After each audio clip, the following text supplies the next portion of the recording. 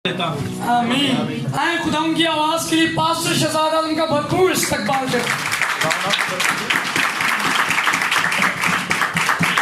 Hallelujah. एक बार फिर खुदा उनके जलाल के लिए खुदा आपको बरकत दे। कितने हैं यहाँ जिन्होंने उल्टी गिनती बुक पढ़ी हुई है? हाथ खड़ा करें जिन्होंने पढ़ी है। किसी ने नहीं पढ़ी? अच्छा नहीं, किसी के पास नहीं है ये बुक? ये पास किस के है वो हाथ खड़ा करिए। अच्छा बैंडिटा के पास है, बस सिर्फ बैंडिटा के पास है और किसी के पास नहीं है। अब उल्टी गिनती मेरा ये मैसेज नहीं है, मेरा मैसेज है उसकी हजूरी में। ये खुदा के खादिम की बुक है, पीडीएफ में है, ये किताबी शक्ल में नहीं है। मैंने इसका प्रिंट निकलवाया है, ठीक है ना? तो ये पीडीएफ मैं भेजता हूँ, मैंने बहन को भी भेजा है, तकरीबन रात को लेट ही आया। हाँ ठीक, क्या टाइम था? मेरे ख्याल से सुबह का टाइम था, सरगी का।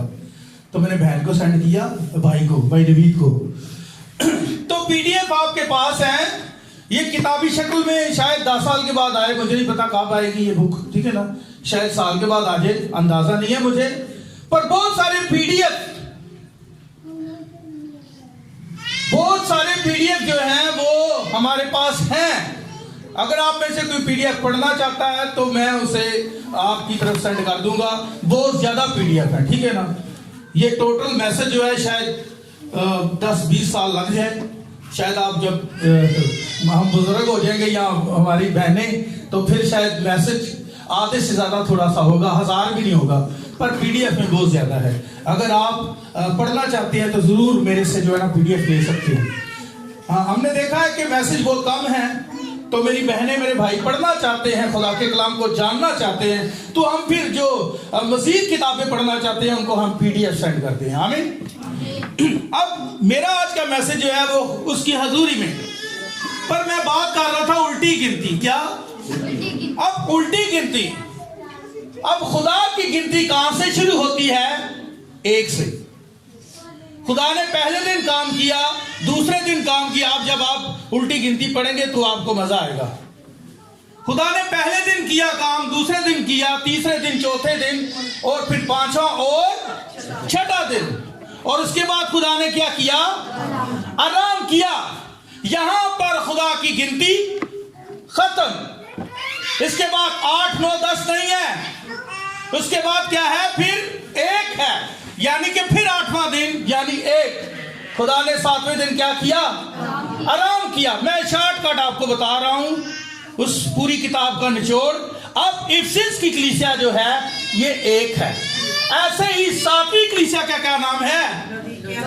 लौदीकिया की कलीसिया, ये 7 है। 7 कलीसिया ज़माने, ये 7 हिस्से हैं गिनती के, 1, 2, 3, 4, 5, 6 और 7। और 7 के बाद क्या है?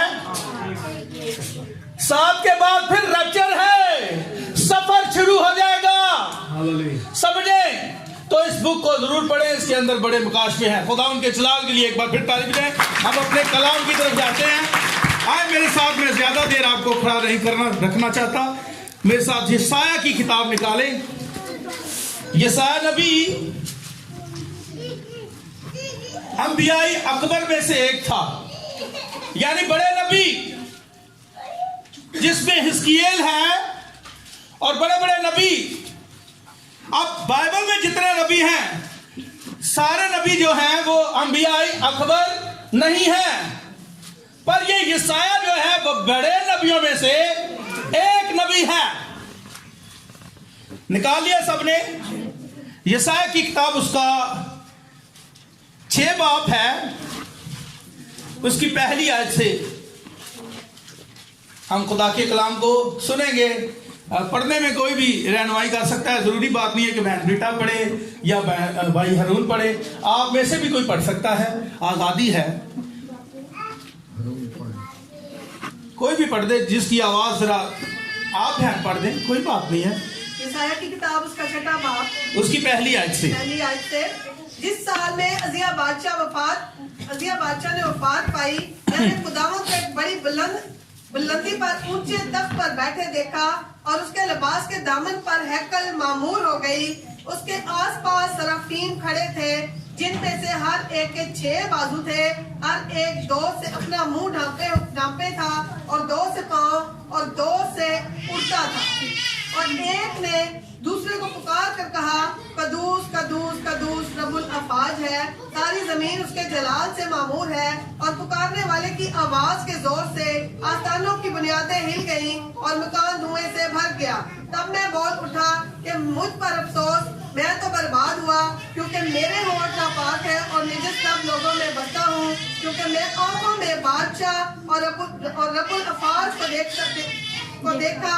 उस वक्त सराफीम में से एक सुलगा हुआ कोयला जो उसने 10 के पनाह से मजबा पर से उठा लिया, अपने हाथ में लेकर उड़ता हुआ मेरे पास आया और उसने मेरे मुंह को छुआ और कहा, देख, इसने तेरे लबों को छुआ, बस तेरी बदकिरदारी दूर हुई और तेरे गुनाह का कफारा हो गया। सब कहें आमीन। आए अपनी आंखें बंद करें, हम दुआ करते हैं। आंखें बंद कर ले। अच्छा, ये जोसेफ रो रहा है, ठीक है? कौन है? किसकी आवाज आ रही है? अच्छा, कोई बात नहीं है। बस ये है कि मदर, खुदा ने आपको बरकत दे। आपको खुदा ने माँ होने का एक शर्फ बख्शा है। बहुत सारी बहनें हैं जो शादी तो कर लेती हैं पर माँ नहीं बन सकती, ठीक है ना? तो देखें, खुदा ने आपको बरकत दी है, तो आप, खुदा ने आपको ये हिकमत भी दी है कि आप बच्चे को कैसे खामोश करवाएंगे। एक बाप के पास ये हिकमत शायद बड़ी कम होती भी है, पर इतनी नहीं है। पर एक माँ जो है वो जानती है कि बच्चे के साथ अब करना क्या है। आमीन। आए अपनी आंखें बंद करें। खुदावंद जलाली आसमानी बाप पिता, मैं शुक्रगुजारी करता हूँ कि आप इस जगह पर मौजूद हैं। हम जानते हैं वो गिनती 1 से शुरू हुई और अब 7 में समाप्त है। अब रप्चर का वक्त है जलाली आसमानी बाप। अब चाहता हूँ तेरे लोग तेरे कलाम को सीखे, समझे, और खुदावंद जलाली आसमानी बाप, इस गिनती के बाद कोई और गिनती नहीं है। अब तेरे लोग उठाए जाने वाले हैं। जलाली आसमानी बाप, चाहता हूँ जलाली आसमानी बाप, तेरा जलाल जाहिर हो। एक एक रूह के ऊपर, एक एक जान के ऊपर, एक एक बदन के ऊपर मैं तेरा हाथ चाहता हूँ। और सारी बंदिशें, हर किस्म की प्रॉब्लम यीशु के नाम में कैंसल रहे।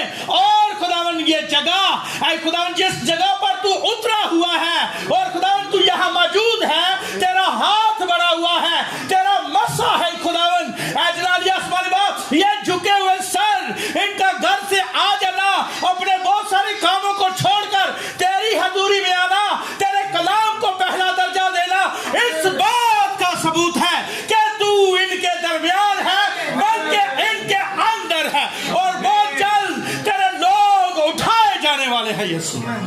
ऐ खुदावंद, शुक्रगुजारी करता हूँ यीशु। कलाम का जो हिस्सा पड़ा है जलाली आसमानी बाप, उसमें बरकत और आपके पाखरू की रहनुमाई चाहता हूँ। जब तेरा बेटा खड़ा होकर बोले तो तेरा जलाल जाहिर हो। बोलने वाला वो नहीं, हम जानते हैं तू अपने कलाम का खुद ही तर्जमान है। आमीन। अब आप सारी जानों को, इस सारे माहौल को तेरे सुपुर्द करता हूँ यीशु के कादर नाम में। आमीन। आप सब बैठ जाएं। मैंने उल्टी गिनती पे मैसेज देना है।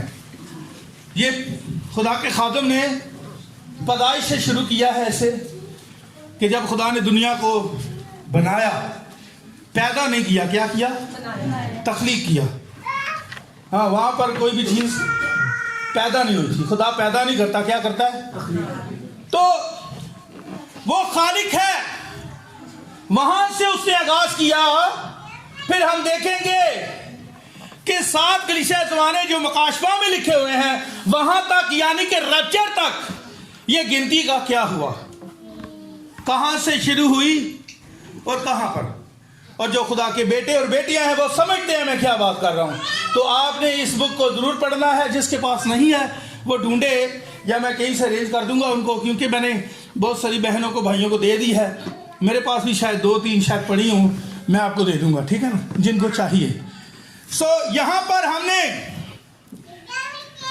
यशाया नबी के बारे में देखा खुदा के कलाम में से कि खुदा का नबी यशाया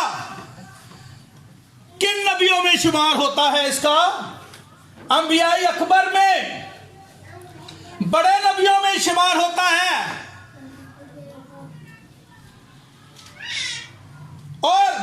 अजीम, बड़ा जबरदस्त खुदा का नबी है, बहुत बड़ा, बड़ी बड़ी पेशन गोइयां की हैं, एक कुंवारी हमला होगी और वो हुई।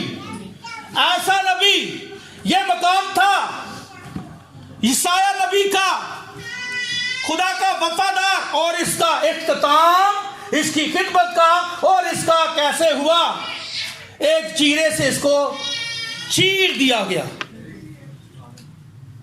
शहादत हुई इसकी। किस वजह से? कलाम के साथ खड़ा रहने की वजह से इसको उस दौर में आरे से चीर दिया गया था, जिसकी हम बात कर रहे हैं। कौन सा नबी है? ईसा नबी। ऐसे दुनिया से चला गया, जबरदस्त खादम, जबरदस्त नबी है, पर जब खुदा की हजूरी में आया, आपको पता है उजिया बादशाह के साथ ये बड़ा इसका प्यार था। अब उजिया बादशाह बड़ा अच्छा बंदा था, अच्छा इंसान था उजिया बादशाह। अब देखें, जैसे ही उजिया बादशाह यसाया से अलग हो जाता है,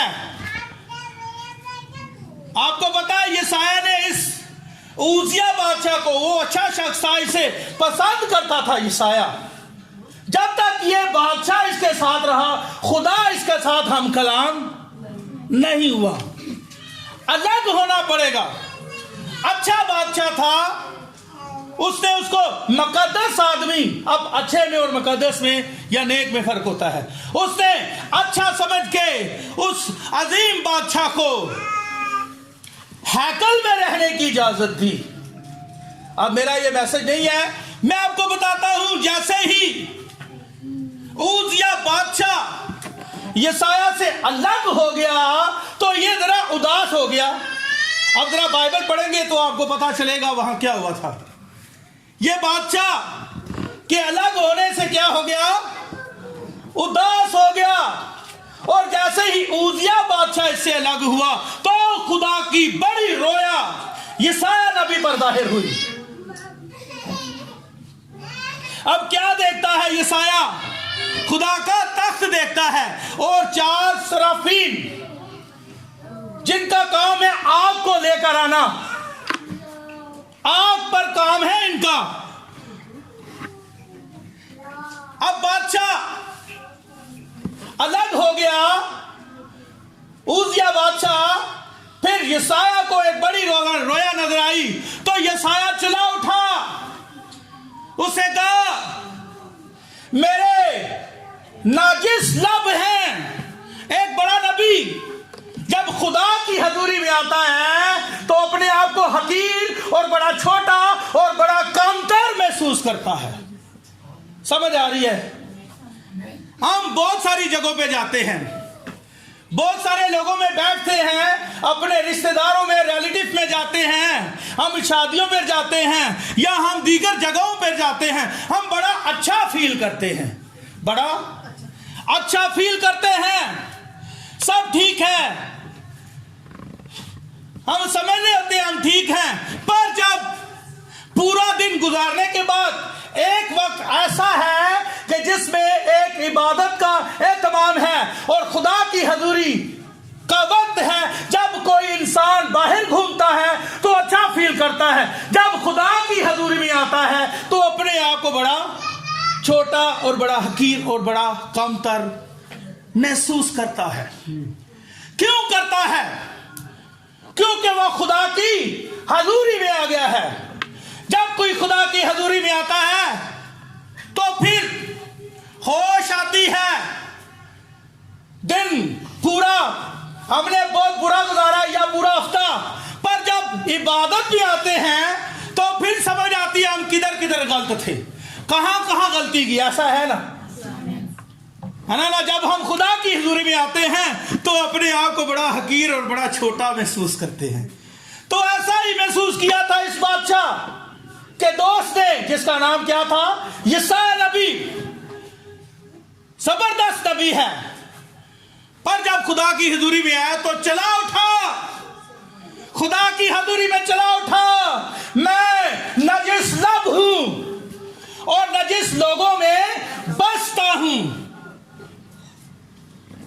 आमीन। ये है खुदा की हजूरी। जब खुदा की हजूरी आती है तो लोग चलाते हैं, लोग तौबा करते हैं, इकरार करते हैं। इसको कहते हैं खुदा की हजूरी। जब कोई खुदा की हजूरी में आता है तो सारी ट्रेनिंग, सारी तालीम, सारी हिकड़ी, सारी अकल, सारा गुरूर धरा का धरा रह जाता है। जब कोई खुदा की हजूरी में आ जाए तो आमीन, आमीन। खुदा की हजूरी में आना और खुदा की हजूरी से चले जाना कोई ये कोई अच्छी बात नहीं है। खुदा की हजूरी में आ जाना बड़ी जबरदस्त बात है।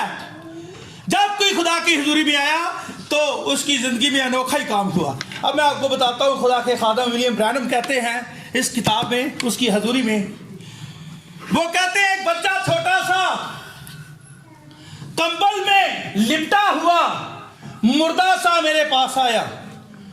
एक मां रोते हुए और बड़ी रंजीदा थी, वो आंखों में आंसू, और वो अपने मासूम बच्चे को लेकर खुदा के खादिम के पास आ गई। वो कहते हैं वो मेरे पास आई और जब खुदावन की हजूरी आई तो वो बच्चा जिंदा हो गया।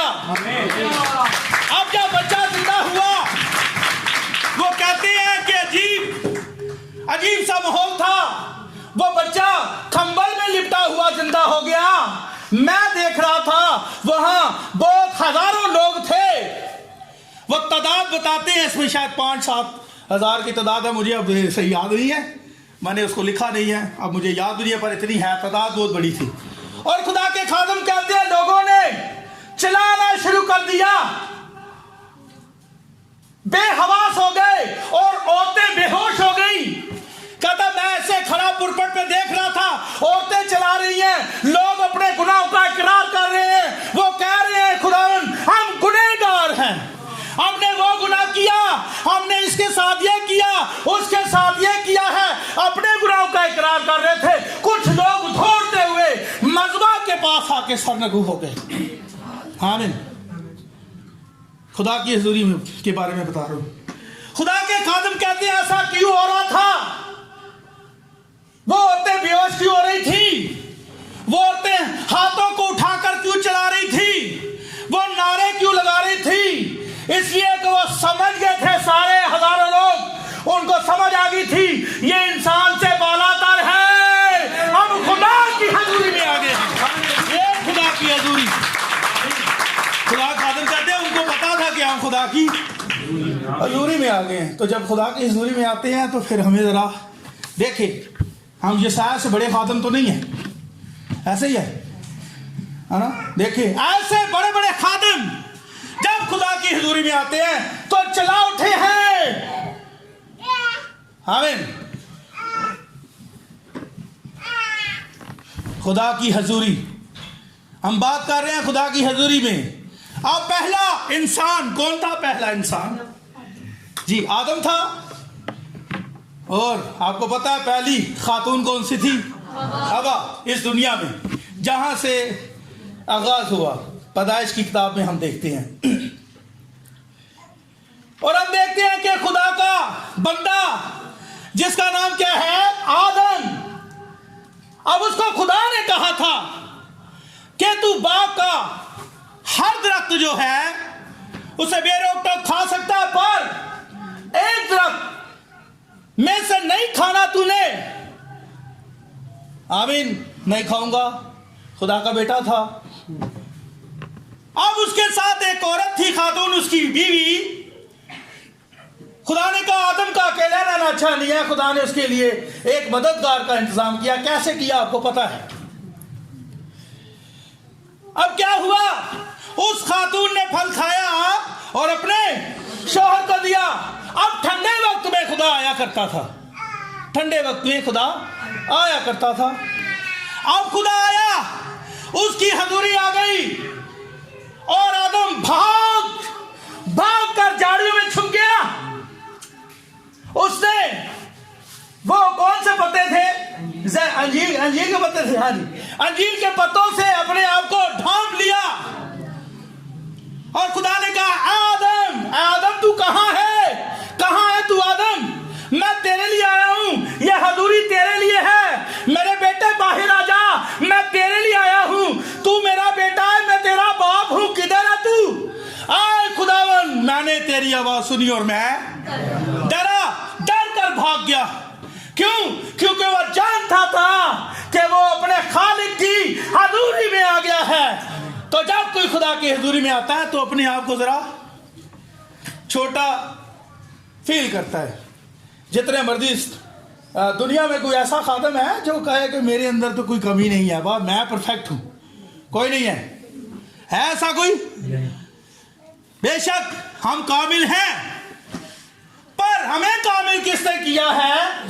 खुदावन के लहू ने किया है। अब देखें, ये खुदा का बेटा आदम खुदा की छवि पर, उसकी सूरत पर बना था, पर फिर भी देखे जब अपने बाप की, अपने खालिक की हजूरी में आया तो भाग गया, छुप गया, उसने छुपाया अपने आप को। वो जानता था कि मैं अपने खालिक की हजूरी में आ गया हूं। समझे, ये है हजूरी। आपको समझ आ रही है टॉपिक क्या है हमारे? उसकी हजूरी में, जब कोई उसकी हजूरी में आता है तो कैसा फील होता है, ठीक है ना? हम इसको देख रहे हैं। आमीन। खुदावन आपको बरकत दे। हम आदम के बारे में देख रहे थे। आमीन। आज मेरे साथ पैदाइश की किताब, उसका 17 बाब है, उसकी 3 आयत। यहां पर एक नबी है, जबरदस्त खुदा का सूरमा है, जबरदस्त खुदा का बेटा है, चुना हुआ है, जिसको खुदा ने कहा अपने नातेदारों को छोड़। तो आगे से कोई सवाल नहीं, कोई सवाल नहीं किया, फौरी अमल किया। अपने बेटे को कुर्बान कर दे, कोई सवाल नहीं, फौरी अमल, फौरी प्रैक्टिकल की तरफ चल पड़ा। ये खुदा का खादम, जिसका अभी मैं आपको नाम बताऊंगा, आपको समझ आ गई है कौन है वो। देखें, अपने नातेदारों को छोड़ा, अपने बेटे को कुर्बान करने में भी दरेग नहीं की। 50 साल तक इस बंदे ने खुदा की खिदमत की। बंदा वफादार था, बाइबल गवाही देती है, और जिसको ईमानदारों का बाप भी कहा गया। कोई आम आदमी नहीं है, कोई आम आदमी नहीं है, जबरदस्त खुदा का बेटा। पर जब खुदा इसके पास आता है तो ये भी सरनगू हो गया है, गिर गया है। खुदा के आगे अपने सर को झुका दिया। खुदा के सामने उसकी हजूरी में कोई अकड़ नहीं सकता। ऐसे नहीं हो सकता। आप जब भी हजूरी में आते तो कैसे करते हैं? ऐसे ना, ऐसे करें ना, तरह से जी खुदा हम तेरा शुक्र करते हैं। ऐसे नहीं हो सकता, चाहे जिस्मानी तौर पर चाहे रूहानी तौर पर। हम कभी भी, क्योंकि हम जानते हैं कहीं पर हमारे अंदर ये बात है कि वो खालिक है, उसने जमीन और आसमान को बनाया है। हम उसकी वैल्यू को, उसकी कदर को, उस खुदा के बारे में जानते हैं। तो देख लें, खुदा का बंदा इब्राहिम जी, जरा निकाली, जरा पढ़े आप जरा खरूज की पैदाइश की किताब, उसका 17 बाब, उसकी 3 आयत। माफ कीजिएगा जी। तब इब्राहिम सरनगू हो गया। हाँ जी, सरनगू हो गया। जब खुदा उसके पास आया, सरनगू हो गया, सर को उठा नहीं सका। समझे,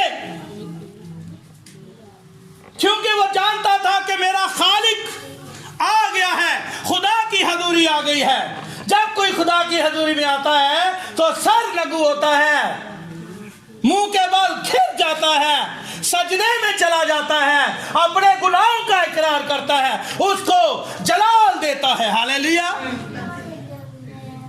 हम उसको जलाल नहीं दे सकता, हाँ? उसके बेटों से उसका जलाल जाहिर होता है। आमीन। खुदा ने आपको बरकत दी। अब देखिए, इब्राहिम की हम बात कर रहे हैं, जबरदस्त खुदा का खादिम, खुदा का सूरमा, जब्बर, ईमानदारों का बाप कहा गया। पर जब खुदा की हजूरी में आया तो क्या हो गया? सरनगू हो गया। ये है हालात। देखें खुदावन की हजूरी कैसी होती है। ये बड़े बड़े खादिम हैं जिनके नाम खुदा के खादिम ने अपनी किताब में दिए हैं। उसमें से आदम का नाम देता है जो खुदा की छवि पर है। उसके बाद किसका नाम दिया? इब्राहिम का दिया कि वो खुदा की हजूरी में सरनगू हो गया।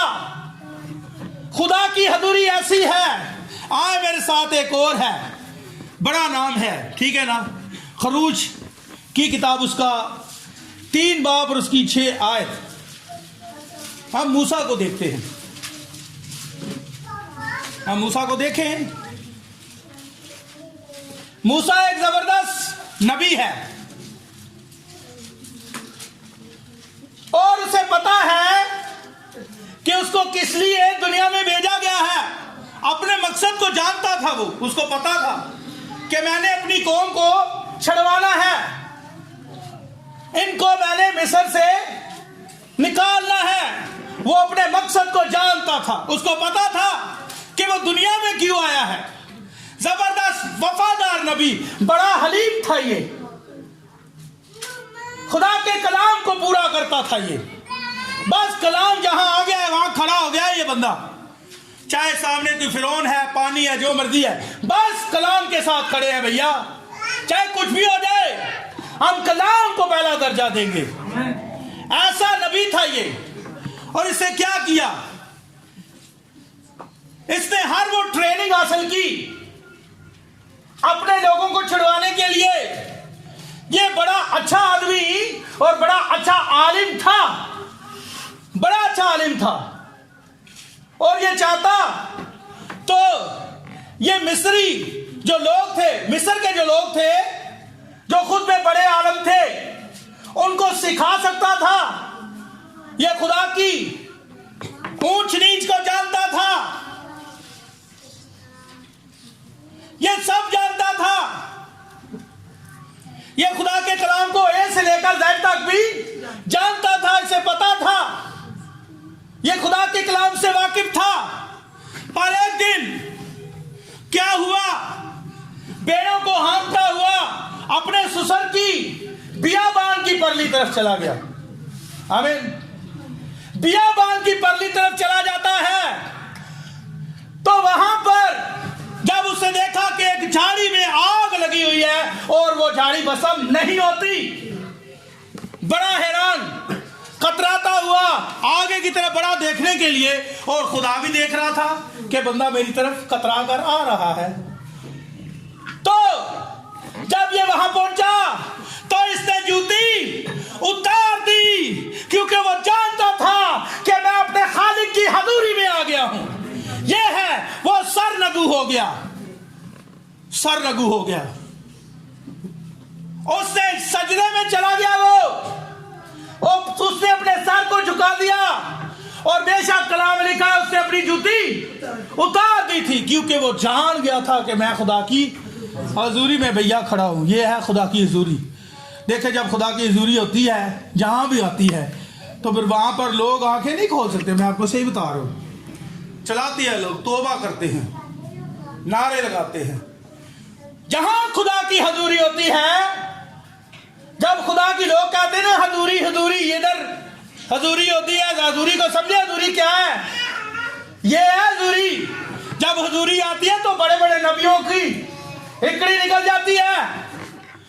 जब हजूरी आती है तो मूसा जैसे सरनगू हो जाते हैं। जब हजूरी आती है तो आदम जैसा भाग जाता है। जब हजूरी आती है तो मूसा जैसे, इब्राहिम जैसे अपने सर को झुका लेते हैं। किसकी हिम्मत है कोई इबादत में बातें करे?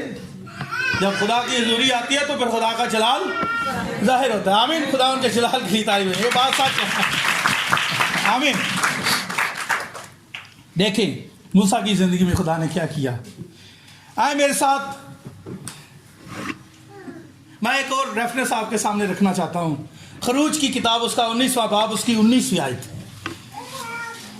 आपको पता है खुदा ने इब्राहिम के बाद, अच्छा इब्राहिम के कितने बेटे थे? क्या नाम था दोनों का?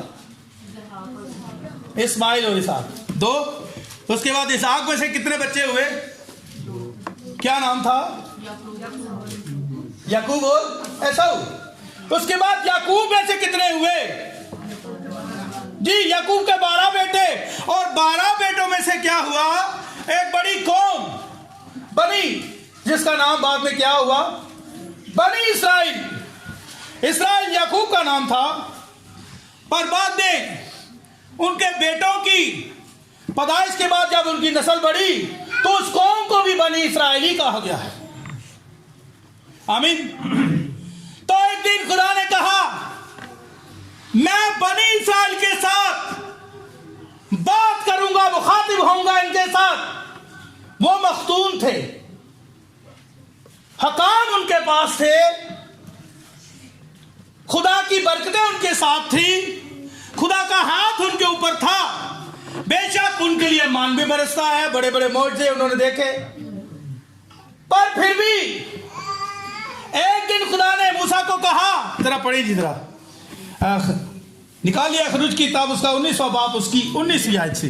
और जब कर्ता की आवाज नहायत ही बुलंद होती गई तो मूसा बोलने लगा, और खुदा ने आवाज के जरिए से उसे जवाब दिया। और खुदावन को इस सेना की चोटी पर उतरा, और खुदावन ने पहाड़ की चोटी पर मूसा को बुलाया जी। तो मूसा ऊपर चढ़ गया, और खुदावन ने मूसा से कहा कि नीचे उतरकर लोगों को ताकीदन समझा दे, ताकि ऐसा ना हो कि वो देखने के लिए हदों को तोड़कर खुदावन के पास आ जाएं और उनमें से बतेरे हलाक हो जाएं। और काहिन भी जो खुदावन के नजदीक आया करते हैं अपने दई पाक करें, कहीं ऐसा ना हो कि खुदावन उन पर टूट पड़े। अब मूसा ने खुदावन से कहा कि लोग कोई सीना पर नहीं चढ़ सकते, क्योंकि तूने हमको ताकीदन कहा है कि पहाड़ के चौगिर्द हद बंदी करके उसे पाक रखो। खुदावन ने उसे कहा, नीचे उतर जा और हारून को अपने साथ लेकर ऊपर आ, पर काहिन और अवाम हदें तोड़कर खुदावंद के पास ऊपर ना आए, ताना हो कि उन पर टूट पड़े। चुनाचा मूसा नीचे उतर कर लोगों के पास। अब ये बात है जिस पे मैं बात करना चाहता हूँ। पूरा मैंने इसलिए पढ़वाया ताकि हमें समझ आए हम किस किताब में से किस नबी की और किस कौम की बात कर रहे हैं। जी जरा पढ़े जरा।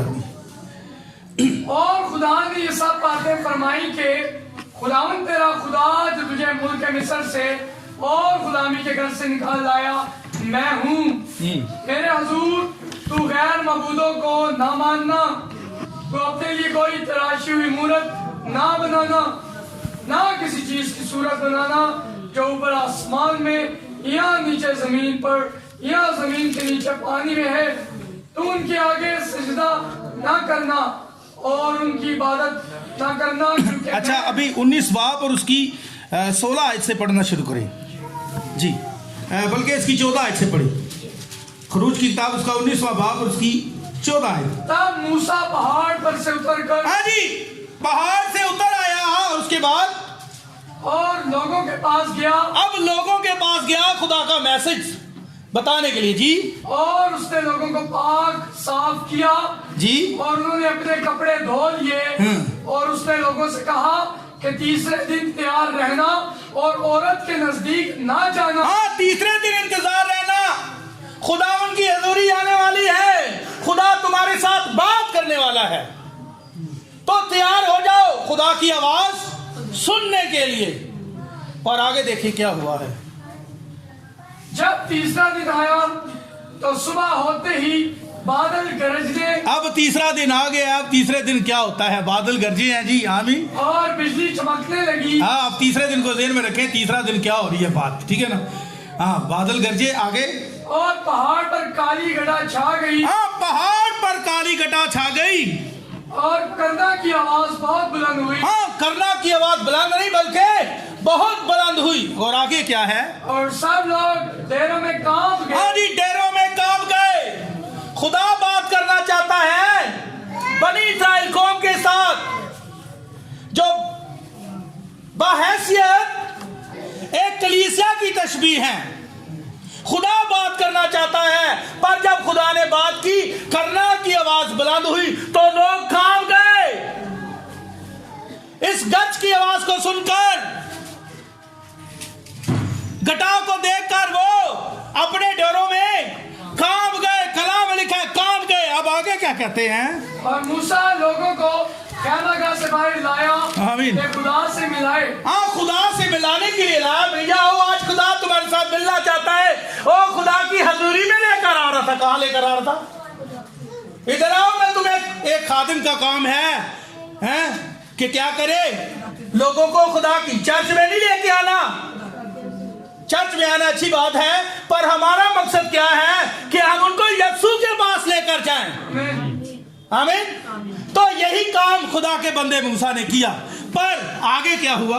और वो पहाड़ से नीचे आकर खड़े हुए और कोई सीना ऊपर से नीचे तक धुएं से भर गया। आमीन। क्योंकि खुदावन चोला में होकर उस पर उतरा और धुआं तनूर की धुएं की तरह ऊपर को उठ रहा था, और वो सारा पहाड़ जोर से हिल रहा था। हाँ जी, पहाड़ हिल रहा था जी। और जब कन्ना की आवाज नहायत ही बुलंद होती गई तो आगे क्या हुआ? तो मूसा बोलने लगा और खुदा ने आवाज के जरिए से उसे जवाब दिया, और खुदावन को सीना की चोटी पर उतरा, और खुदावन ने पहाड़ की चोटी पर मूसा को बुलाया। सो मूसा ऊपर चढ़ गया, और खुदावन ने मूसा से कहा कि नीचे उतरकर लोगों को ताकीद। अब देखें, अब घर जाकर आप इस पूरे बाप को पढ़िएगा, इस पूरे बाप को पढ़िएगा, आपको सारी स्टोरी मिलेगी। पर जब खुदा का बंदा मूसा नबी जो है, खुदा ने जब उसको कहा कि मैं बनी इस्राएल के साथ बात करना चाहता हूं, हालांकि वो लोग मख्तून थे, हिकाम थे, उनके पास हुक्म थे, खुदा का कलाम था उनके पास, वो खुदा की चुनी हुई कौम थी, नबियों की औलाद थी, पर फिर भी वो जब खुदा की हजूरी में गए तो वो डर गए। उन्होंने कहा खुदा हमसे बात ना करे, खुदा हमसे बात। ये पढ़ा हुआ, किस किस से पढ़ा हुआ है? हाथ खड़ा करें जी। खुदा हमसे बात करे। ये मगर मैं पूरा पढ़वाऊंगा तो बड़ा टाइम लगेगा, क्योंकि टाइम बहुत ज्यादा हो गया। अभी मेरे पास और भी बड़ी बातें हैं, मैं चाह रहा हूं वो सारी बातें आप तक पहुंच जाए। अब देखें, बनी इस्राइल चिल्ला उठे जब करना की आवाज बुलंद हुई। उन्होंने कहा मूसा मूसा हमारे साथ बात करे, खुदा नहीं करे। अगर खुदा करेगा तो हम मर जाएंगे। ये है, जब कोई खुदा की हजूरी में आता है तो ये है खुदा की हजूरी, ये है खुदा की हजूरी। ये होता है खुदा की हजूरी में, जब कोई खुदा की हजूरी में आ जाता है। आमीन। समझ आ रही है सबको? खुदा उनके जलाल के लिए फिर ताली बजाएगा। समझ आ रही है? हाँ, मेरे साथ लूका 5 बाब उसकी 8 आयत निकाले। बड़ा जबरदस्त खादम है। मैं इसे, बल्कि सारे ही अच्छे हैं, पर मैं इसे बड़ा प्यार करता हूँ। जबरदस्त होता है। खुदा ने आसमान की बादशाही की कुंजियां इस खादम को दी, जिसका नाम क्या था? पतरस। बड़ा जोशीला खादम था ये, बड़ा जबरदस्त बंदा था, बड़ा ताकतवर और बड़ा मशहूर। क्या था? बड़ा मशहूर क्या था? महागीर था। बड़ा ताकतवर, बड़ा जबरदस्त, बड़ा जोर में और बड़ा मशहूर महागीर था। पूरी रात अपने इल्म के साथ, अपने तमाम लोगों के साथ, महागीरों के साथ पूरी रात कोशिश में लगा रहा कि कोई मछली हाथ में, पर लिखा है कलाम में एक भी मछली हाथ में नहीं आई। कहती है बाइबल के वहां मछलियां नहीं थी, कुछ भी नहीं था। पूरी रात वो कोशिश में लगा रहा, भागता रहा, कभी यहां कभी वहां जाल डालता रहा, और भी महागीर जो हैं वो कोशिश में लगे रहे। अब कश्ती में चढ़ गया और कोशिश में लगा रहा, पर पूरी रात कुछ भी नहीं मिला। अब एक शख्स, सुबह हुई तो एक शख्स आ गया, एक हस्ती आ गई पतरस के पास। उसने कहा मुझे तेरी कश्ती चाहिए। अब इसके अंदर भी बहुत बड़ा मुकाशवा है, कश्ती क्या है, पर मैं खोना नहीं चाहता, मैं वही रहना चाहता हूं जो मेरा टॉपिक है। हमें और खुदा ने कहा मुझे तेरी नाव चाहिए, मैंने आज यहां एक मीटिंग लेनी है, अब असल में हुआ, खुदा ने वहां मीटिंग ली और खुदा ने कहा पतरस जाल डाल। क्या? जाल डाल। अब जो मैंने पहले बात की है ना, क्यों कश्ती लेना चाह रहा था, ये कश्ती क्या है, किसकी तशबीह है, तो ये इसमें अगर बात करूंगा तो ये मैसेज बड़ा लंबा हो जाएगा। पर खुदा ने कहा हम अपने टॉपिक पे आते हैं, टॉपिक को नहीं छोड़ना, दाएं बाएं खोना नहीं है, गुम नहीं होना। अब क्या हुआ, पतरस क्या कर, जाल डाल पतरस। खुदा पूरी रात कोशिश की पर मिला लगे रहे हम पूरी रात, हम तो सोए भी नहीं है, आराम नहीं किया, हमने कहीं टेक नहीं लगाई, बस मेहनत करते रहे हैं, मेहनत कर मछली एक भी नहीं मिली। यीशु के बगैर मछली नहीं मिलती, यीशु के बगैर कोई भी काम नहीं होता। खुदा यीशु से ने कहा था तो मुझसे जुदा होकर कुछ नहीं, ये बात सच है। अब क्या हुआ, खुदा ने कहा जाल डाल। आप कहते हैं तो मैं जाल डालता हूं, जाल आप कह रहे हैं तो मैं डाल देता हूं। अब यीशु के कहने पर जाल डाला तो वहां बहुत सारी मछलियां आ गई जो वहां नहीं थी। उसने उस शख्स की तरफ नजर की और वो समझ गया कि ये इंसान से बढ़कर है, ये कोई आम नहीं है। उसने उसे पहचान लिया और जब उसने खुदा की हजूरी को महसूस किया तो वो डर गया। उसने कहा ऐ खुदा मेरे पास से चले जाए, मैं गुनहगार शख्स हूं। ये है खुदा की हजूरी। जब कोई खुदा की हजूरी में आता है ना तो वो चला उठता है। खामोशी के साथ बैठे हुए कोई इबादत में सो रहे होते हैं, पता ही नहीं है खुदा की हजूरी क्या है। हमें अगर किसी को नींद आ रही है ना तो कोई ऐसी बात नहीं, इधर ऊपर आए, मैं आपको करंट देता हूं, मेरे पास करंट है, एक झटका लगाऊंगा। ये कितनी तारे हैं अकील भाई के पास, तो समझे जब कोई खुदा की दूरी में आता है वो सुस्त नहीं होता, वो चिल्लाता है, हालेलुया करता है, नारे लगाता है। क्यों लगाता है? ये भाई क्यों बार बार हाथ खड़े कर लेते हो, तुम्हें क्या प्रॉब्लम है, तुम क्यों चला रहे हो? उस अंधे बर्तमान को देखें, वो चला रहा था पर कुछ लोग उसे मना कर रहे थे। वो कुछ तो था जो उसको फील हो रहा था, कुछ तो था ना, वो समझ गया था अपना बर्तमानी। आज मेरी बात बन गई है, खुदा की हजूरी आ गई है, अब आंखें खुल जाएंगी। और जब खुदा की हजूरी आती है तो कलाम समझ आता है, आंखें खुल जाती है, कान भी खुल जाते हैं। खुदा कहता है जिसके कान हो वो सुने। हमें आज ऐसे खादमों की जरूरत है जो खुदा की हजूरी को लेकर आए। यकीन मानिए ये है खुदा के खादम जो खुदा की हजूरी को लेकर आते हैं। बेशक अब देखें, जैसे ही जब उसने महसूस किया, वो उसने पहचान लिया ये तो खालिक है, इसने मछलियां तख्लीक कर दी हैं। वो महगीर था, वो अपनी मछलियां पकड़ने के बारे में सब कुछ जानता था, वो पानी के बारे में जानता था, क्या हलचल है।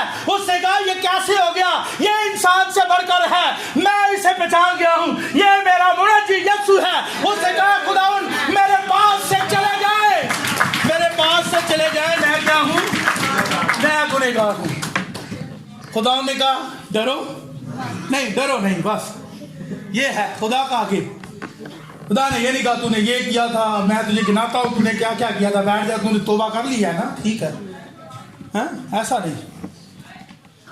हमें पतरस खुदा की हजूरी को, उसको समझ आ गया था कि मैं अपनी खालिक की हजूरी में आ गया हूं। यार आज तो बड़ा अजीब ही को मसला है, आज कैसी सुबह है, मेरी जिंदगी बदल गई है। आमीन। फिर उसने खुदा उनको नहीं छोड़ा। आमीन आमीन। खुदा आपको बरकत दे। अब देखें, हम मजीद आगे बढ़ते हैं, पौलुस को देखते हैं। अब मैं वही हवाले दे रहा हूं जो मैंने हवाले बुक्स में पढ़े हैं। आप पढ़ेंगे ना बुक्स तो आपको सेम ऐसे ही मिलेगा, अपने पास से कुछ भी नहीं, ठीक है ना। वही बात करनी है जो हमने सीखी हुई है। हमें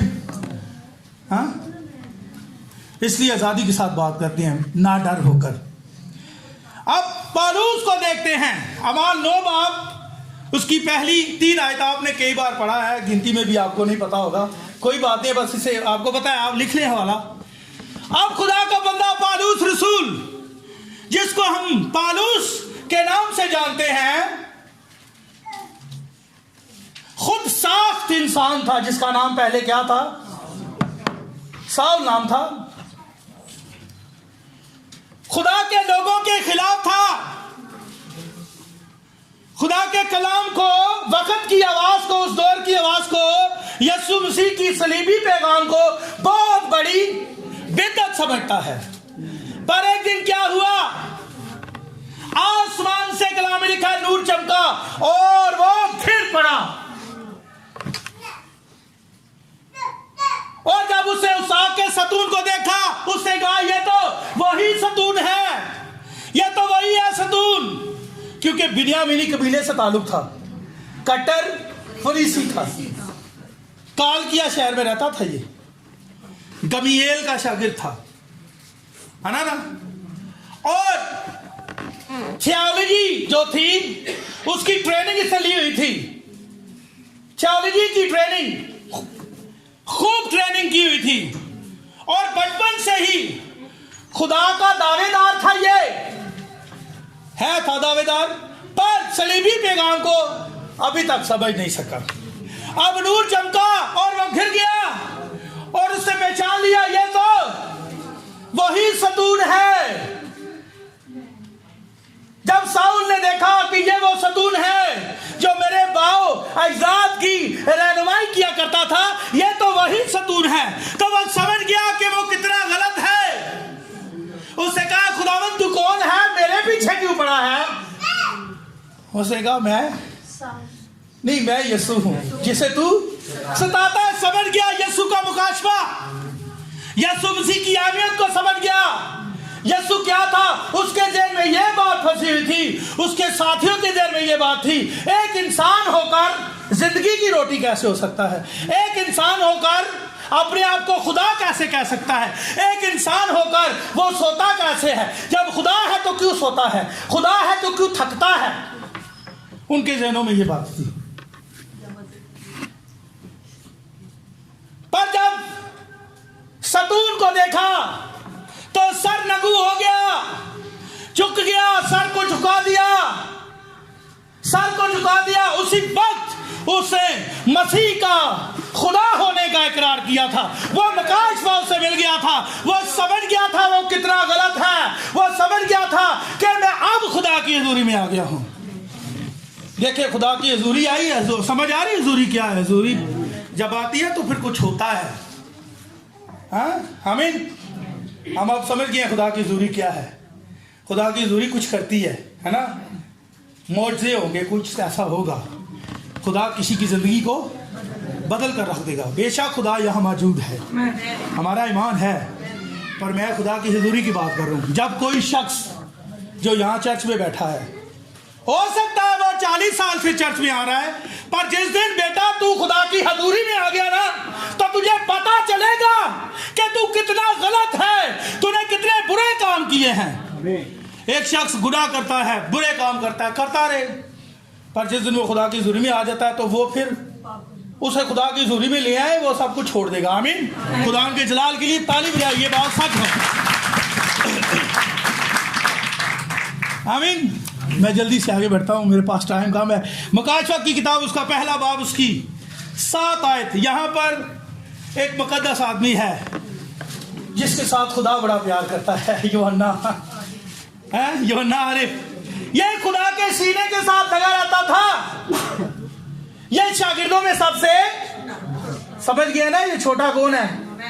ये छोटा है पर है सबसे, समझे? अब मैं ये नहीं कहता सभी हम एक बराबर हैं, पर है ये सबसे छोटा, पर खुदा इसके साथ बड़ा प्यार करता है। एक यही शख्स है जो तभी मौत मरा है, बाकी सबको शहीद किया गया है। इसका मुकाशवा क्या है? दुल्हन को मारा नहीं जाएगा भैया, वो उठाई जाएगी, उसकी अदालत हो गई है, वो दुखों में से नहीं गुजरेगी, दुख आने से पहले ही खुदा उसको तभी तौर पर ले लेगा, ऊपर ले जाएगा वो। ये है मुकाशवा इसके अंदर, ये है बात। खुदा ने आपको बरकत दे। बुझा सकते हैं आप ताली? अब हो जाए, अच्छी बात है, खुदावन के लिए, मेरे लिए नहीं। अब ये यूहन्ना जरा निकाले, जरा पहला बाब उसकी साथ आए, देखें इसके साथ इसने एक रोया देखी है, और रोया में क्या हुआ है इसके साथ देखें जी। देखो वो बादलों के साथ आने वाला है और हर एक आंख उसे देखेगी, और जिन्होंने उसे छेदा था वो भी देखेंगे, और जमीन पर के सब कबीले उसके सबब से छाती पीटेंगे। बेशक आमीन। खुदावन खुदा जो है और जो था, सुने अब गौर से जी, और जो आने वाला है, यानी कादर मुतलक फरमाता है कि मैं अल्फा और ओमेगा हूँ। मैं यूहन्ना जो तुम्हारा भाई और यस्सु की मुसीबत और बादशाही और सबर में तुम्हारा शरीक हूँ। खुदा के कलाम और यस्सु की निस्बत गवाही देने के बायस उस टापू में था जो पतरस कहलाता है कि खुदावन के दिन रूह में आ गया। हाँ, अभी 12 ऐसे पढ़े, देखिए अब इस जबरदस्त शागिर्द के साथ क्या वाकया होता है जी, इसे क्या दे। मैंने उस आवाज देने वाले को देखने के लिए मुंह फेरा। अच्छा, मैं इसे शॉर्ट इसलिए कर रहा हूं ताकि हम जल्दी आगे बढ़े। अब देखिए उसने उस आवाज को देखने के लिए मुंह फेरा। अब फिर कर क्या देखता है जी, जरा साथ ही रहे। जिसने मुझसे कहा था और फिर कर सोने के साथ, हाँ जी, सोने के साथ चिरागदान देखे, और उन चिरागदानों के बीच में आदम जात सा एक शख्स देखा, हाँ, जो पांव तक का जामा पहने और सोने का सीना पर बांधे हुए था। हाँ जी। उसका सर और बाल सफेद ऊन बल्कि बर्फ की मानिंद सफेद थे, और उसकी आंखें आग के शोला की मानिंद। हाँ जी, आग के शोला की मानिंद आंखें, और उसके पांव उस खालिस पीतल के से थे जो भट्टी में तपाया गया, आमीन। और उसकी आवाज जोर के पानी की सी थी, और उसके दाहिने हाथ में 7 सितारे थे, और उसके मुंह में से एक 2 धारी तेज तलवार निकलती थी, और उसका चेहरा ऐसा चमकता था जैसे तेजी के वक्त आफताब। जब मैंने उसे देखा तो उसके पांव में मुर्दा सा। ये बात है, रोया देखी, और रोया में जब खुदा को जलाल में देख लिया तो कहता है कि मैं मुंह के बल गिर पड़ा। हालांकि ये शख्स खुदा के साथ रहा, 3.5 साल की खिदमत में खुदा के साथ रहा, खुदा के साथ सोता था, खुदा के साथ खाता था।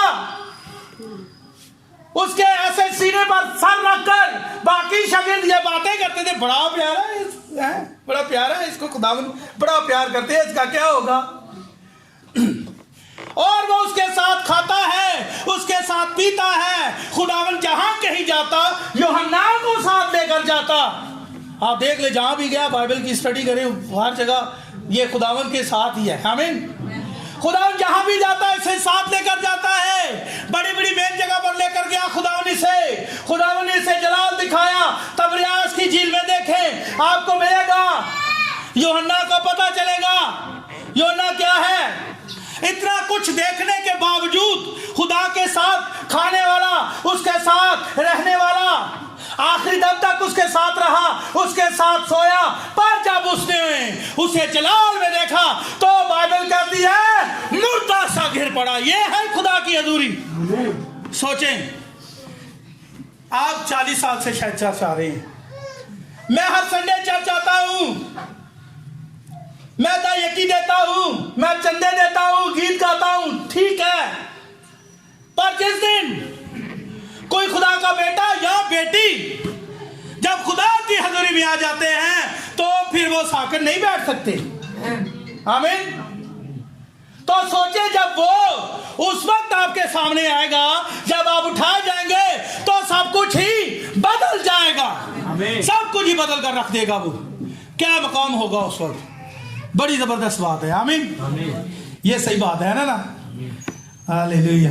अब देखें, ये साया निकाले, उधर ही जाए जरा, मैं जरा उसको देखना चाहता हूं, मुझे थोड़ा सा टाइम चाहिए। अब इसकी पहली आयत से आपने पढ़ना है, जरा हम इसे थोड़ा सा देखेंगे, जहां से हमने आगाज किया था, मैं वहीं पर आ रहा हूं जी। यशाया 6 बाब उसकी पहली आयत। जिस साल में उजिया बादशाह ने वफात पाई, हाँ जी, उजिया बादशाह उससे जुदा हो गया था जी। आगे, मैंने खुदावन को एक बड़ी बुलंदी पर ऊंचे तख्त पर बैठे देखा। हाँ जी। और उसके लिबास के दामन से हैकल मामूर हो गई, उसके आसपास सराफीम खड़े थे, जिनमें से हर एक के 6 बाजू थे और हर एक 2 से अपना मुंह ढांकते था और 2 से पांव और 2 से उड़ता था। हाँ जी, और एक- उनके कितने पर थे? 6। 2 से वो अपनी आंखों को ढांपे हुए थे, इस बात का भी मतलब है, और पांव को भी ढांपा हुआ था, और उसके बाद 2 से उड़ते थे। आमीन। हम आगे बढ़ते हैं जी। और एक ने दूसरे को पुकारा और कहा, कदूस कदूस कदूस रब्बुल फाज फरमाता है, सारी जमीन उसके जलाल से मामूर है। जी। और पुकारने वाले की आवाज के जोर से आस्तानों की बुनियादें हिल गईं और मकान धुएं से भर गया। अब देखें, वो पहाड़, वो सारी जगह खुदावन की हजूरी से जी हिल गई। खुदा ने हिला कर रख दिया उस पहाड़ को, उस सारी जगह को। ऊंचे पहाड़ पर खुदा का तख्त था, हिला दिया खुदा ने सब कुछ। अब एक और वक्त है हिलाए जाने वाला वक्त है, जिसमें खुदा हर उस चीज को जो हिल सकती है उसे हिलाएगा। जो हिल सकती है, ये बात है, इसको समझना है। जो हिल सकती है उसे हिलाकर रख देगा। आसमान हिल जाएगा, जमीन हिल जाएगी, हर वो चीज जो हिल सकती है हिल जाएगी। आसमान टल जाएगा, जमीन टल जाएगी। अब हम खुदा की बादशाही में हैं, सब कुछ हिल जाएगा, पर खुदा की हम बादशाही में हम नहीं हिलेंगे। आसमान हिल जाएगा, जमीन हिल जाएगी, और चलाएंगे, शोर बचाएंगे, हमें इस बर्रा के गजब से बचा लो हमें। जो तख्त पर बैठा हुआ है उससे बचा लो। आसमान हिल जाएगा, जमीन हिल जाएगी, हर वो चीज हिल जाएगी, आसमान टल जाएगा, जमीन टल जाएगी, पर खुदा का कलाम अटल है, ये नहीं हिलेगा। हालेलुया। आप खुदा का कलाम हो, आपको डरने की जरूरत नहीं है।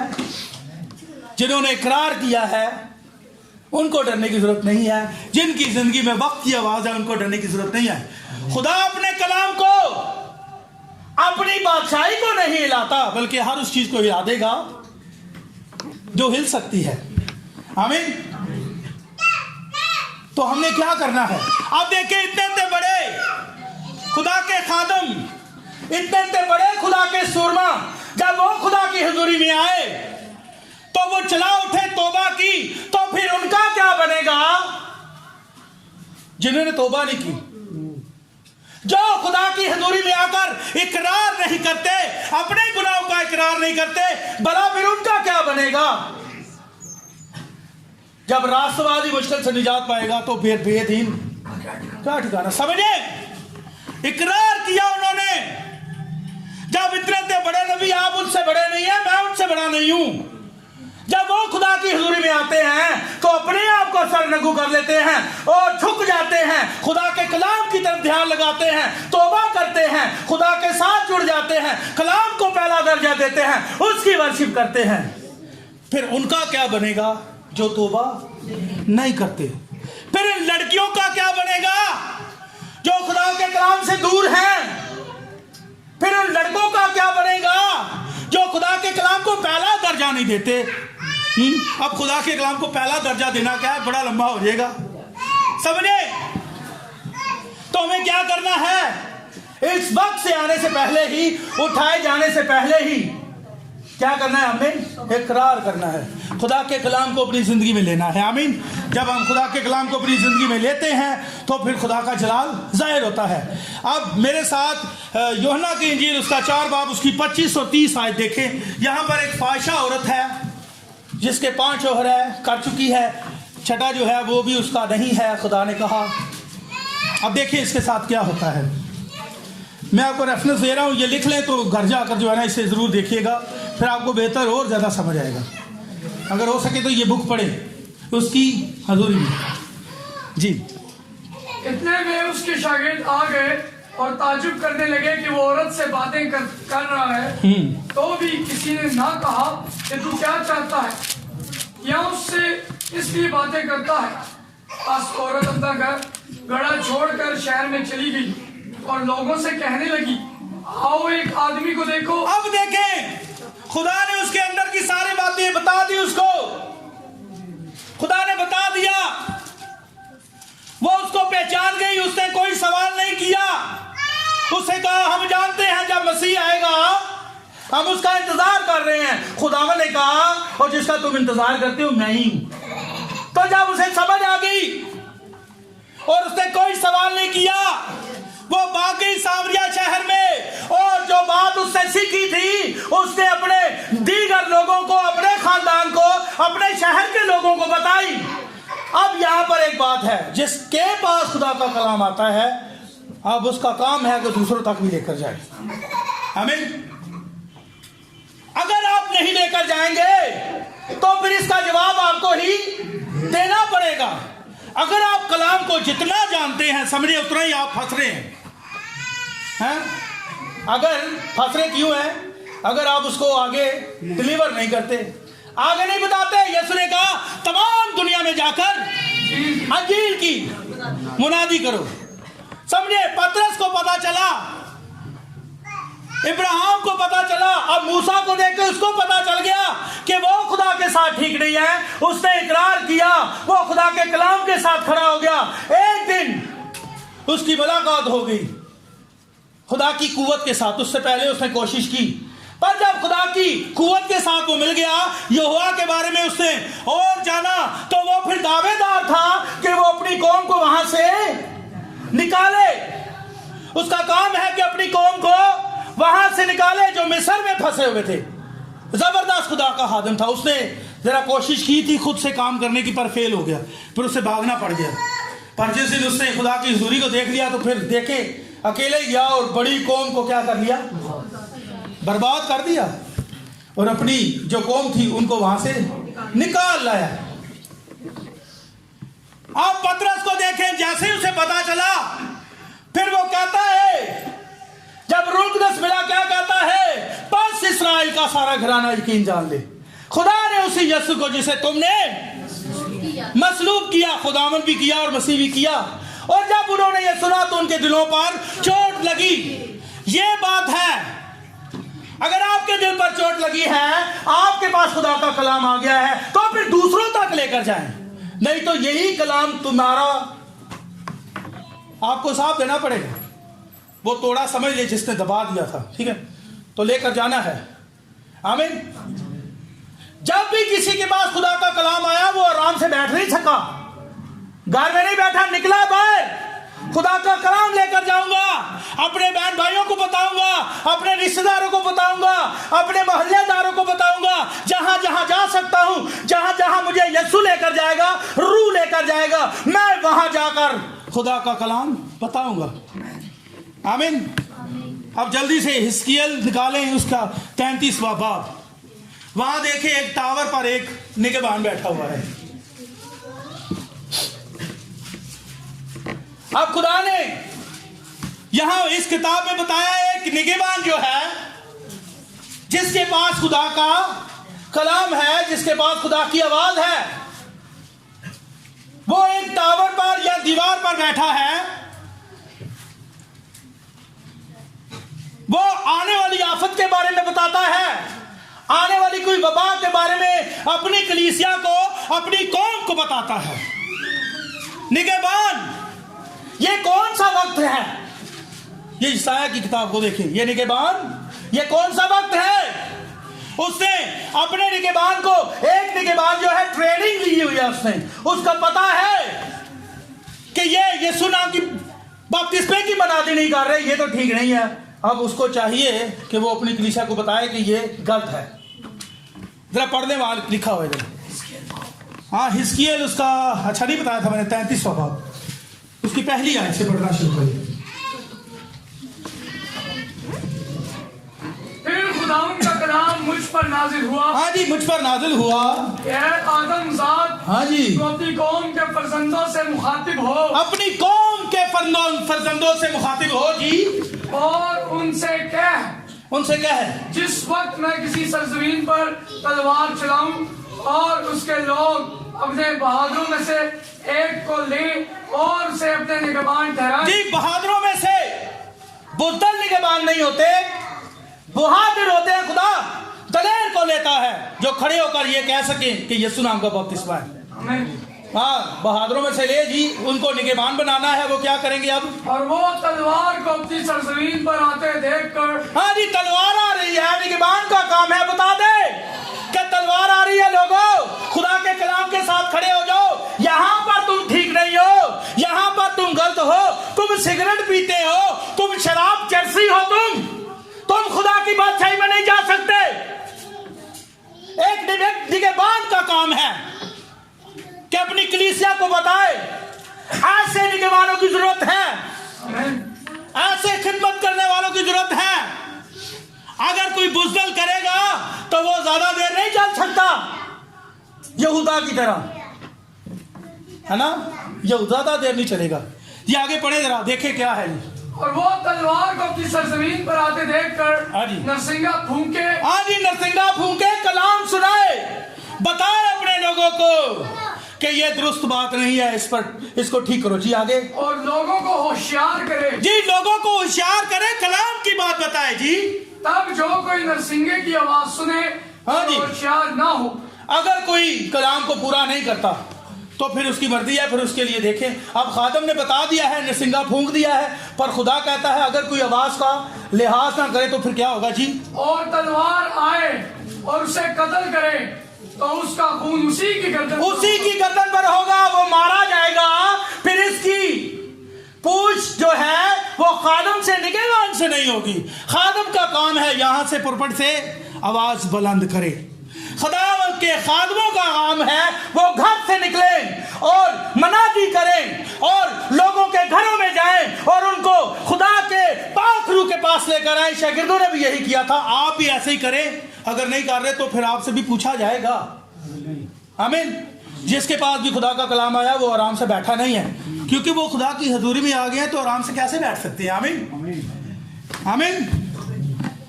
हाँ जी, अब मैं आपको बताता हूं। अब हिजकिय्याह दोबारा से उधर ही जाएं जरा, पढ़े जहां से छोड़ा था। उसने नरसिंगे की आवाज सुनी और होशियार ना हुआ, उसका खून उसी पर होगा। अरे बस ठीक है, इसका जो है ना ये हो गया। अच्छा आगे पढ़ दी जी, पढ़े। हालांकि अगर वो होशियार होता तो अपनी जान बचाता। ठीक हो गया। पर अगर निगहबान तलवार को आते देखे और नरसिंगा ना फूंके, हाँ, अगर निगहबान, अब बात निगहबान की भी है, अगर निगहबान ने नरसिंगा फूंक दिया है तो कोई कलाम को नहीं मानता तो वो उनका खून उनकी गर्दन पर है। अगर निगहबान तलवार को देख रहा है पर नरसिंगा नहीं फूंकता, कलाम नहीं सुनाता, तो फिर हाल क्या है। जी, और लोग होशियार ना किए जाएं और तलवार आए और उनके दरमियान से किसी को ले जाए, हाँ, तो वो तो अपनी बदकिरदारी में हलाक हुआ। हाँ जी। लेकिन मैं निगहबान से उसके खून की बाज़पुर्स करूंगा। हाँ जी, समझे। आपसे पूछा जाएगा, ये जो तोड़े दबा देते हैं जेल में रखें, निकलें घर से, हैं? निकलें घर से, निकलें, जाकर उनको बताएं कलाम के बारे में। नहीं तो अब देखिए खादम, कई कलीसिया, कई लोग कहते हैं जी बड़ा सख्त खादम है, सारी मुंह पे बात करता है। क्या करे, उससे पूछ होगी आगे जाकर, उससे जवाब देना है, वो तो कलाम की बात बताएगा। आमीन, आमीन। अब देखें, ये अब यशायाह की किताब वापस जाए, यशायाह 6 बाब। जी, यशायाह 6 बाब में वापस जाएं उधर ही। मैं जल्दी जरा इख्तिताम की तरफ आ रहा हूँ, बस ज्यादा नहीं आपको घुमाऊंगा, बस इससे आगे नहीं हमने जाना। जी जी जी। जिस साल में उज़िया बादशाह ने वफात पाई, जी, मैंने खुदावंद को एक बड़ी बुलंदी पर ऊंचे तख्त पर बैठे देखा। जी, जी। और उसके लिबास के दामन से हैकल मामूर हो गई।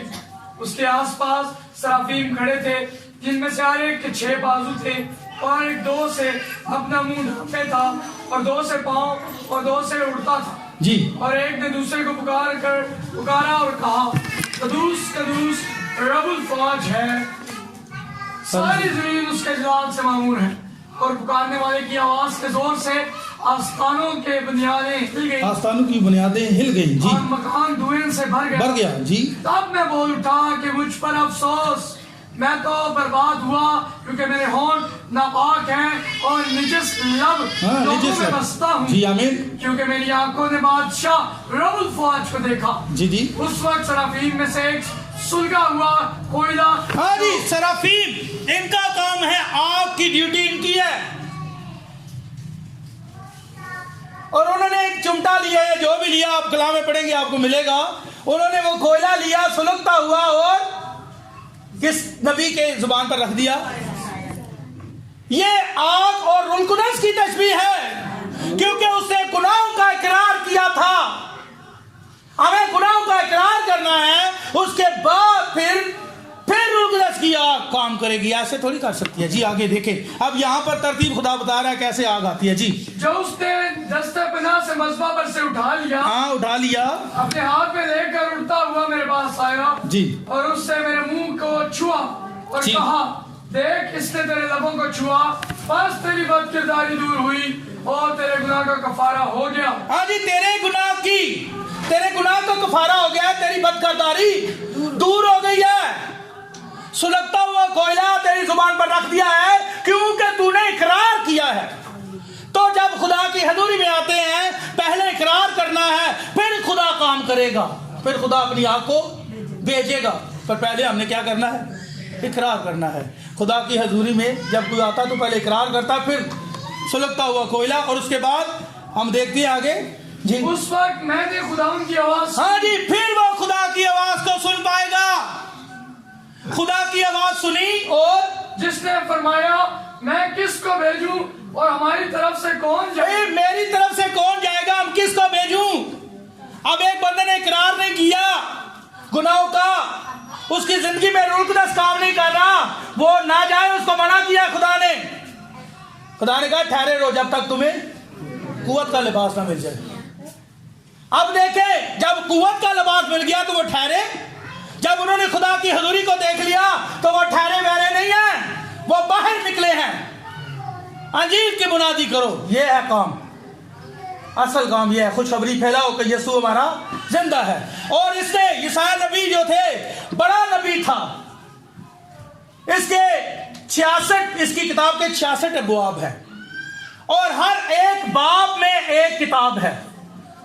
ये पूरी बाइबल ऐसे कामिल है, समझे? ऐसा नबी था। पर जब खुदा की हजूरी में आया तो उसने इकरार किया और फिर सुलगता हुआ कोयला जो है उसकी जुबान पर, और उसके बाद कहा गया तेरी बदकारी दूर हो गई है और तेरा कफारा हो गया है। फिर जब कफारा हो गया तो उसने खुदा की आवाज को सुना कि हमारी तरफ से कौन जाएगा। क्या कहा जी, देखे जरा। तब मैंने अर्ज की, मैं हाजिर हूँ। हाँ, मैं हाजिर हूँ, मैं जाऊंगा। जाना जरूरी है। जब कोई खुदा की हजूरी में आता है, बैठ नहीं सकता। और गुनाह के बारे में मैं आपको एक बात बता देता हूं। जब कोई गुनाह को इकरार करता है ना, तो बार बार ये ना कि मैं गुनहगार हूं, मैं बदकार हूं, ये वो। मैं आपको एक बात बताता हूं, एक काम ऐसा है जो हम नहीं कर सकते, खुदा कर सकता है। एग्जाम्पल देता हूं, देखें, मैंने कोई गुनाह किया है, आपने देखा है उसे, आपने सुना है मेरी हिस्ट्री, आपको शायद पता है ये वो, तो आपको पता है इसने क्या क्या किया है, अरुण ने क्या किया है, नवीद ने क्या किया है। हालांकि अरुण ने तमाचा लगा दिया, किनको, माजरत चाहता हूं जी, मैं जरा थोड़ा आपका नाम ले रहा हूं, नवीद को, या अरुण ने पास्टर साहब को तमाचा लगा दिया, भाई शहजाद को मारा। अब हरून ने मेरे से माफी मांग लिया। क्या मांग लिया? माफी मांग ली है, मैंने इसे माफ कर दिया है, पर मैं भूलता नहीं हूं। भूलना ये इंसान की, कह सकते हैं आप, मैं समझे, इंसान भूलता नहीं है। अब एक शख्स ने तौबा कर ली है, मुआफी मांग ली है कि मैं मुआफी चाहता हूं जी, मेरे से ये गुनाह हो गया है, तो आप चाहे माफी भी मांग लें, पर हम लोग मुआफ भी कर देते हैं पर भूलते नहीं है उसे। पर खुदा एक ऐसी हस्ती है, जब वो मुआफ करता है, वो भूल जाता है, फिर दोबारा याद भी नहीं करता, उसको आपके गुनाह याद नहीं है आपने क्या किया था। बस आप आगे देखें, कलाम में लिखा है जो हल पर हाथ रख कर पीछे देखता हूं मेरे लायक नहीं है, मेरे लायक। आगे देखें, आपके गुनाह माफ हो गए, अब आगे खिदमत करें। आमीन। खुदा भूल गया है, उसने गहरे समंदर में आपके गुनाह डाल दिए हैं जहां उस गहराई में कोई पहुंच नहीं सकता। आप परेशान ना हो, जब आपने इकरार कर लिया है तो फिर आप उठे खिदमत के लिए।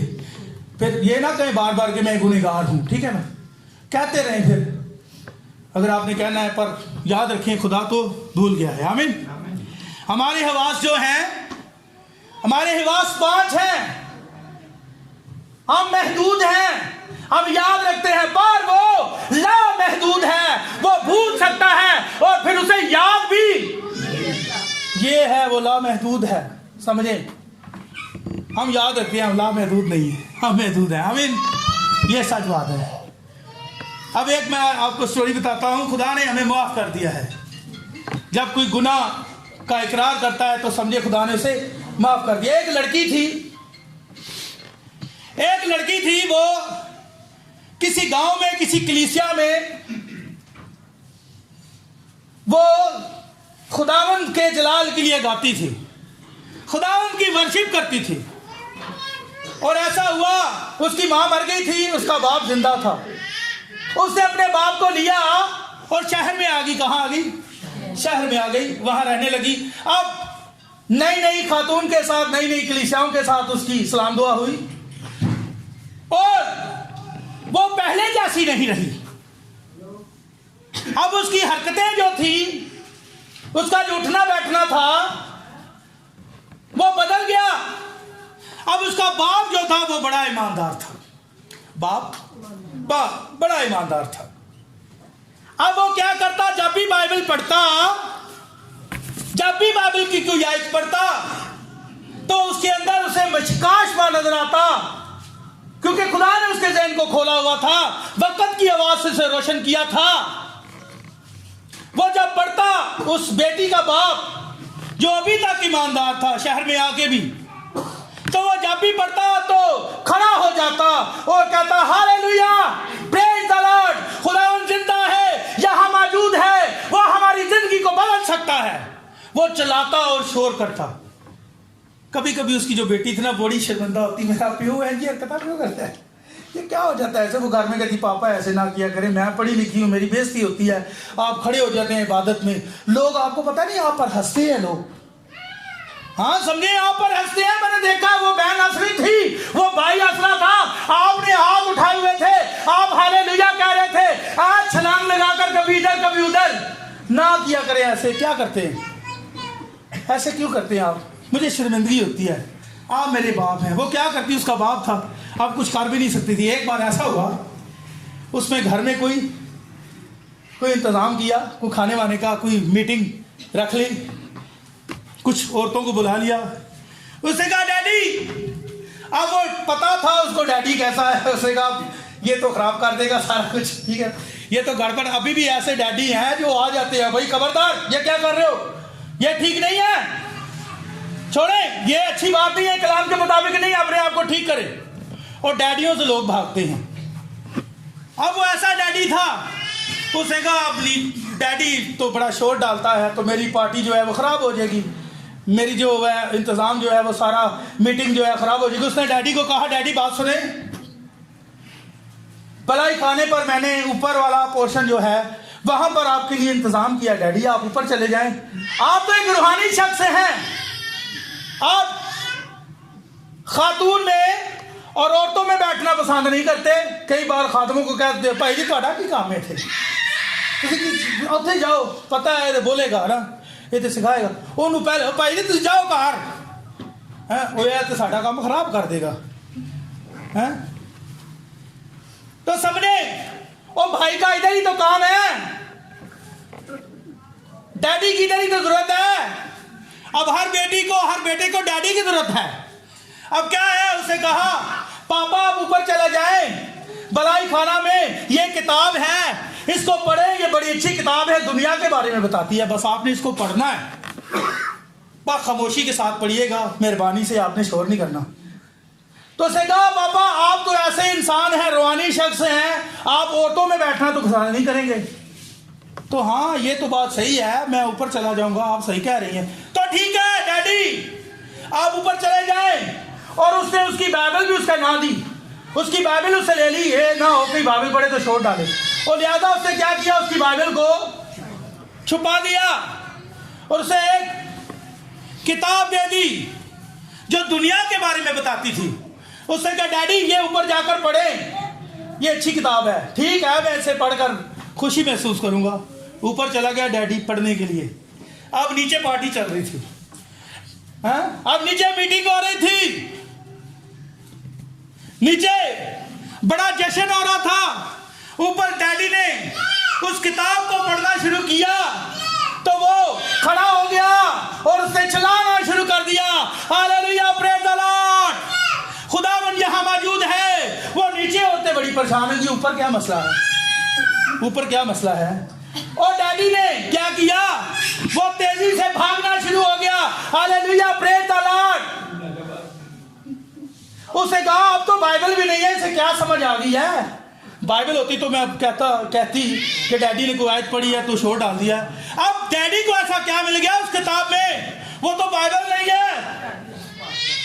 तो अब क्या हुआ, वो डैडी भागता हुआ तेजी से, जितनी तेजी से वो आ सकता था, वो नीचे आ गया उनकी पार्टी में, उनकी मीटिंग में आ गया, उनके इंतजाम में आ गया, वहां पर खड़ा हो गया और डैडियों ने कहा किताब किया, नीचे आ गया, खड़ा हुआ। उसने कहा डैडी क्या कर रहे हैं आप, मैंने आपको कहा था खामोशी से पढ़िएगा, जब तक ये औरतें नहीं चली जाती बस खामोश रहिएगा, बाद में जो मर्जी करें। तो डैडी खामोश कहाँ रह सकता था, जो खुदा की हजूरी में आ जाए वो बैठ सकता है, खामोश रह सकता है नहीं। नीचे आ गया, जितनी तेजी से आ सकता था आ गया नीचे। उसने कहा मेरी बेटी सुन, मेरी बेटी आपने ये मुझे किताब दी है, मैं वो किताब पढ़ रहा था, यहां पर लिखा है, यहां पर मैंने पढ़ा लिखा है कि समंदर की ऐसी जगह भी हैं, ऐसी ताएं भी हैं जहां जिसकी गहराई किसी को मालूम नहीं है। उसने कहा हालेलुया बेटी समझो, उसने हमारे गुनाह ऐसी ताह में फेंक दिए हैं जहां पर कोई किसी सियासतदान की रसाई नहीं है, कोई भी पहुंच नहीं सकता। वो हमारे गुनाह को भूल गया है, अभी तक फेंक रहा है, वो अभी तक फेंक रहा है गुनाह उस गहराई में जहां से कोई भी देख नहीं सकता। आपको पता है जो रोया देखने वाले हैं, जो खुदा के कलाम के साथ खड़े हैं, वो रोया देखते हैं। वो आपको पता है सामरी औरत का पिछला खुदा ने देख लिया ना, तू 5 कर चुकी है। पर जब कोई कफारे के नीचे आ जाता है जिसके गुनाह माफ हो गए हैं, वो गुनाह जो समंदर की गहराई में चले गए हैं वहां तक कोई नहीं पहुंच सकता, उसे कोई रोया भी नहीं जान कर सकती, उसे कोई नहीं ढूंढ सकता, क्योंकि खुदा ने वो पिछले गुनाहों का क्या कर दिया है, खात्मा कर दिया है। अब आप नहीं देख सकते, अब उन लोगों के गुनाह कफारे से पहले जो थे उनको कोई भी नहीं देख सकता। आमीन, समझिए इस बात को। तो खुदा जो है वो भूल जाता है। मेरे पास अय्यूब 16 बाब था, पर यह है कि टाइम बड़ा ज्यादा हो गया है। अय्यूब 16 बाब निकाले, मैं एक आयत से पढ़ के उसको खत्म करता हूं, क्योंकि इस पे मुझे टाइम लगेगा बड़ा, तो मैं बस एक ही बात करके खत्म करता हूं। बस 16 बाब उसकी 8 आयत जी। समझे, खुदा हमारे गुनाह मुआफ करता है और उसे भूल जाता है, फिर याद भी नहीं करता। समझे, गुनाह माफ हो गए हैं, फिर परेशान ना हो। अब एक ही आयत, तूने मुझे मजबूती से पकड़ लिया है, यही मुझ पर गवाह है, मेरी लागरी मेरे खिलाफ खड़ी होकर मेरे मुंह पर गवाही देती है। उसने अपने गजब में मुझे फाड़ा और मेरा पीछा किया है। जी 16 जबूर है, आप 16 ही निकाला हुआ है ना आपने? नहीं सॉरी माजरत, खुदा आपको बरकत दे। जबूर 16 है, जबूर 16 है, उसकी 8 आयत है। मैं वही कह रहा था, आप क्या पढ़ रहे थे, उसकी 8 आयत। मैंने खुदावन को हमेशा मैंने खुदावन को हमेशा अपने सामने रखा। हाँ जी, किसको सामने रखा है? खुदावन को सामने रखा है। आखिरी बात है, मैंने हमेशा खुदावन को, इतना लंबा मैसेज मैंने कभी दिया नहीं है, पर अभी इसलिए है, चले ये बड़ा अच्छा मैसेज है, तो आपको अच्छा लग रहा है तो फिर ताली बजाएं, ठीक है ना। अब दाऊद कहता है कि मैंने खुदावन को अपने सामने रखा है। जब कोई ये ईमान रखता है कि खुदा मेरे साथ नहीं है, खुदा मेरे घर में नहीं है, मेरे बच्चों के साथ नहीं है, मेरे साथ नहीं है, तो वो फिर ज़नाकारियां करेगा, क्योंकि वो उसकी हुजूरी में नहीं है। वो फिर गालियां भी देगा, बदतमीजी भी करेगा दूसरों के साथ, क्योंकि वो ये समझता है कि खुदा का रूह मेरे साथ नहीं है। समझे? अब इसी एक बात पर मैं बात करूंगा। अब देखें, दाऊद खुदा की हजूरी को हर वक्त फील करता है। वो कहता है, क्या कहता है? कहां बैठे हुए आप? सोए हुए? खुदावन को हमेशा अपने सामने रखा है। साथ रहा करें, गुम नहीं होना हमेशा। ये गुम होने वाला काम ठीक नहीं है। कभी कभी बादल में बैठे, मैं ये नहीं कह रहा कि आपके अंदर है, कभी कभी हम कमेटी के बारे में सोच रहे थे, आप बीवी को फलां जगह पर लेकर जाना है, अभी आपने सिर्फ खुदा की हजूरी में, समझे? अब देखें, अब मेरे कहने का मतलब ये नहीं है कि आपके अंदर ये चल रहा था, होशियार रहे, चौकस रहे, मैं किसी वक्त भी आपको पकड़ सकता हूं। अब दाऊद क्या कहता है कि मैंने हमेशा खुदावन को अपने सामने रखा है। खुदावन मेरे साथ है, एक पल भी मुझसे जुदा नहीं होता। और मैं यहां ये कहना चाहता हूं, जो शख्स ये ईमान रखता है कि खुदा मुझे देख रहा है, खुदा मुझे देखता है, खुदा मुझे सुनता है, तो वो फिर बड़ी एहतियात के साथ बात करेगा। आमीन। वो सोच समझ कर बात करेगा। आप जब दूसरों के साथ बदतमीजी करते हैं तो वो सोचे आपको देख रहा होता है। जब कोई गलत हरकत करता है तो ये समझ ले कि खुदा आपको देख रहा है, कोई तो है जो आपको देख रहा है कि आप कैसे चल रहे हैं। जब जिसका ईमान ये है ना कि खुदा मुझे हर वक्त देखता है, यकीन माने वो तो फिर बड़े एहतियात के साथ चलेगा, फूंक फूंक कर कदम रखेगा, सोच समझ कर बोलेगा। तो हमें हमेशा खुदावन को अपने सामने रखना है। दाऊद की तरह हमें हर वक्त खुदा की हजूरी में रहना है। तो जब कोई, हमने क्या सीखा, जब कोई खुदा की हजूरी में आ जाता है तो वो क्या करता है? तौबा करता है। तौबा करता है, फिर सुलगता हुआ कोयला, हाँ, खुदा उसे पाक करता है, उसे तैयार करता है, फिर वो खुदा की आवाज को सुनता है, फिर वो क्या करता है? हाँ, खुदा कहता है मेरी तरफ से कौन, हमारी तरफ से कौन जाएगा? फिर वो खादम खुद ही कहता है मैं जाऊंगा। आमीन। तो जो ये कहते हैं कि मैं बाइबल आज से उठाता हूं, मैं जगह जगह जाऊंगा, वो असल में खुदा की हजूरी में आ गया है। समझे? तो हमें क्या करना है? खुदा के साथ ही वफादार रहना है, ठीक है ना। हम खुदा की हजूरी में हैं, हमने क्या करना है? सोच समझ कर बात करनी है। हम क्या बात कर रहे हैं, देखें कि हम क्या बात कर रहे हैं, सोचें कि वो हमें देख रहा है। दाऊद कहता है मैं खुदा को हमेशा अपने सामने रखता हूं। और जो कहते हैं ना खुदा हमारे साथ नहीं है, तो वो तो फिर पहली हरकतें करेंगे। तो जो ये कहते हैं ना खुदा हर वक्त मेरे साथ है, आमीन, फिर वो ऐसी हरकत नहीं कर सकते। हालेलुया। आए सब अपने पांव पर खड़े हो जाए, खुदा आपको बरकत दे। हालेलुया। आए अपनी